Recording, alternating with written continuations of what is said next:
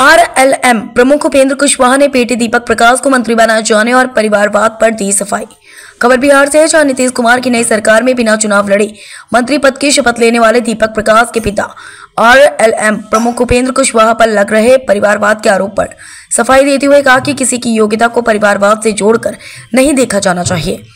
उन्होंने आगे यह भी कहा कि कुछ लोग तो ऐसे हैं जिनमें योग्यता नहीं है लेकिन परिवार के कारण राजनीति में है। वहीं दूसरी ओर उन्होंने यह भी कहा कि पार्टी में बिखराव की संभावना से बचने का भी एक कारण बेटे को मंत्री पद देना है। आइए सुनते हैं उन्होंने क्या कुछ कहा।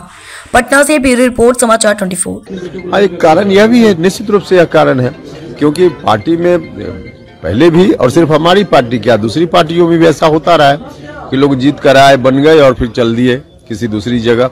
तो इस स्थिति से भी बचना जरूरी था, तो इसलिए भी हमने इस तरह का डिसीजन लिया। लोहिया कर्पूरी परिवारवाद, भैया परिवारवाद का मतलब यह है कि किसी भी व्यक्ति में क्या काबिलियत है, पात्रता कितनी है, योग्यता कितनी है, इसका आकलन करते हुए किसी की जात नहीं पूछनी चाहिए। इसका आकलन करते हुए किसी का परिवार नहीं पूछना चाहिए। आप देखिए कि उसके अंदर काबिलियत है कि नहीं, उसके अंदर योग्यता है कि नहीं, उसके अंदर पात्रता है कि नहीं।